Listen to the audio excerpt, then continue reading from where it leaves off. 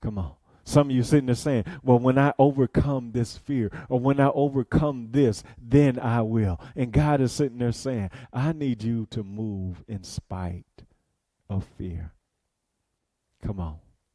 That's what it means to be courageous.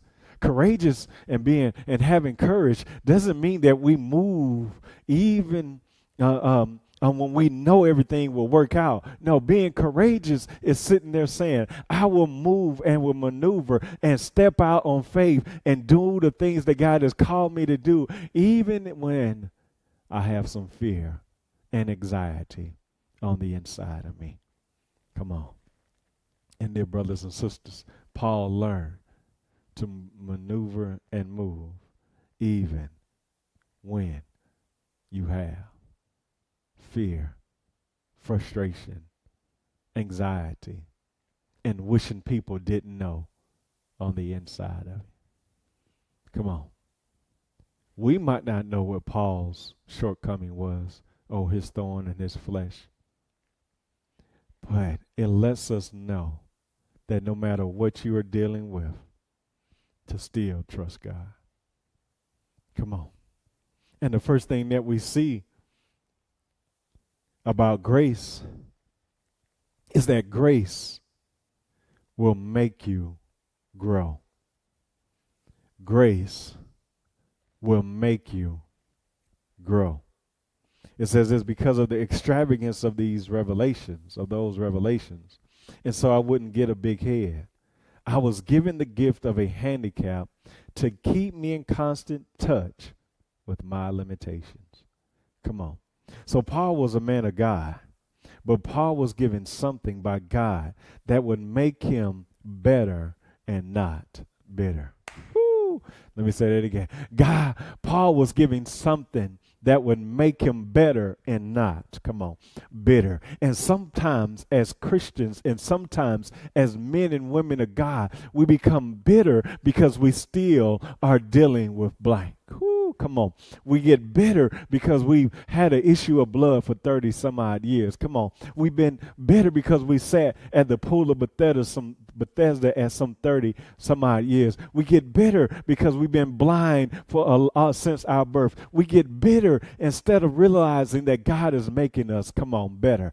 Dear brothers and sisters, I don't know what you're dealing with, but I do know that, watch this, you can become better even with the stuff that you're dealing with. Come on.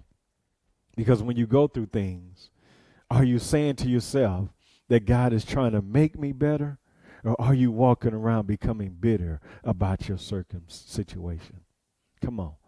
It didn't just happen to Paul, but it also happened to Job, where God gave them something to be successful as well as humble. You see, dear brothers and sisters, God wants you to be successful. He wants you to reach your goals. He wants you to reach your dreams, but he also wants you to remain humble. Come on. Come on. He also wants you to remain humble. So sometimes for many of us or some of us, he has to withhold certain things in order to keep us humble. Ooh, come on. Because y'all know it. You would get the big head. Come on. You would be overconfident. You would think it's all about you. And God is sitting there saying, no, I need to make sure you remain humble. Come on. And sometimes it's just part of the process. Come on. What you go through is just part of the process. There's a story of a young girl, and this young girl found a cocoon hanging from a limb. So she took it to her room at home, and she placed it in a jar, expecting one day to see a butterfly emerge. Come on. So one day she saw the butterfly within the cocoon trying to get out. So she had this epiphany. She saw it struggling and trying to push his way out of the tight opening. And in an effort to help the insect, she very carefully slit open the cocoon. After that, the butterfly was able to easily exit the cocoon. But a strange thing happened. Instead of spreading two beautiful wings, the butterfly had two withered, shriveled, useless wings. Why? Because watch this.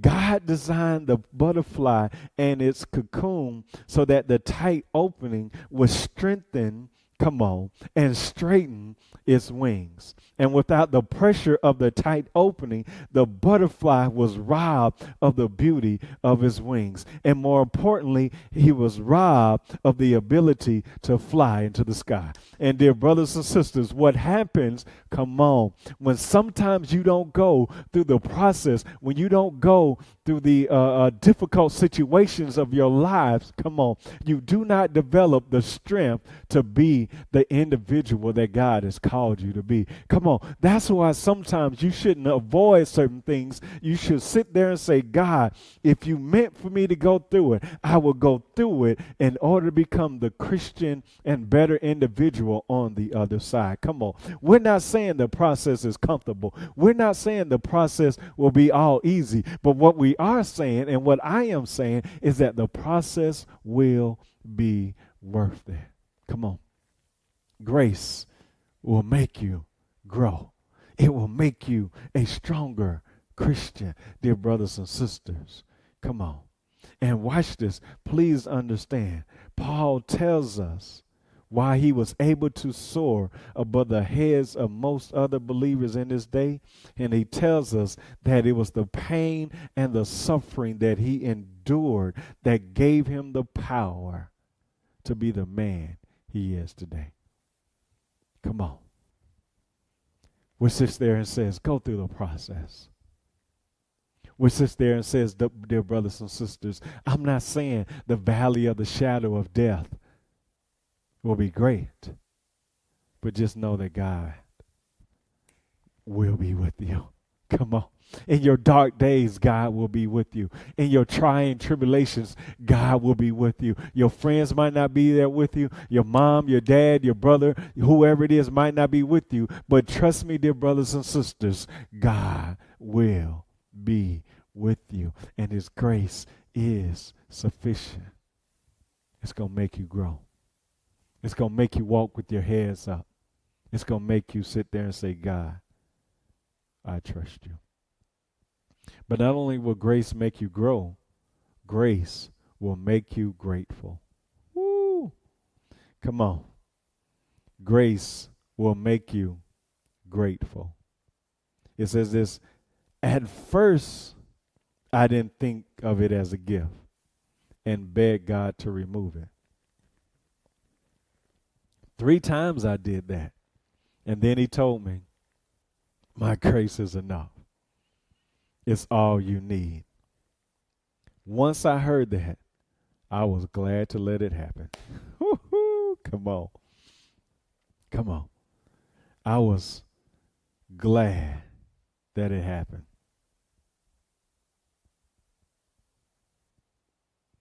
The definition of God's grace, according to Webster, is an act of kindness, courtesy, or clemency. Come on. And as I thought about this, I thought about it in a quick moment about Paul, how Paul forgot who he was talking to. Come on. In a moment, Paul sits there and says, God, I want you to take this away from me. Come on. Paul sits there and says, I want you to remove this. And Paul says, at first, he didn't think it would benefit him. Come on. But grace is sit there and says, it is an act of kindness, courtesy, or clemency. So at first, he didn't think it was a good thing. But then he realized this ain't that bad. Come on. Dear brothers and sisters, you ever fight going through traffic? You ever fight going through a long line to get your food? And watch this. Whether it's traffic, or your food, if you had sat there and said, I don't want to go this route, you might have missed out on something. Come on. I've sat there and avoided traffic. And by me trying to avoid traffic, it took me longer to get home than had I just stayed and waited on things to clear. Come on. And Paul sits there and says that, watch this, I realize that it was good for me and I am grateful that it happened. Come on. Dear brothers and sisters, many of us at first didn't think our job closing or was a good thing. Many of us didn't think that breakup was a good thing. Come on. Many of us didn't think that accident was a good thing. But watch this. When we look back at those things and see where God has brought us to, we realize that we are grateful that we went through it. Come on.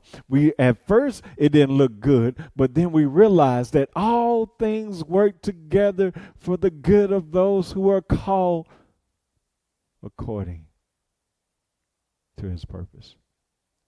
Paul says, I'm grateful now that I went through it. Come on. And how many of you can sit there and say, and look back over your life and sit there and say, God, I'm grateful. Woo. Come on. God, I am grateful that I went through the process. I am grateful that I went through these things. Come on. Grace is at the foundation of Christianity. Come on. Grace is a reminder of the sufficiency of God. Grace sits there and says, God had our back. Come on. And dear brothers and sisters, what I want you to know is that God had your back. Are you grateful for the stuff that you went through? Come on. When many of us look back over our lives, we will appreciate things like never before. Come on.